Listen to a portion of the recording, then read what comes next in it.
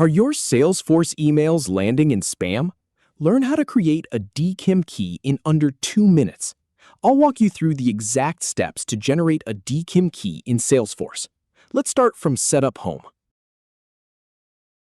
Start by clicking on Setup Home from the gear icon in the top right. Then, in the Quick Find box, type Email and click on it under the Administration section. Now scroll down and click on Dkim keys under the Email section. On the Dkim keys page, click on Create New View to set up a custom list view.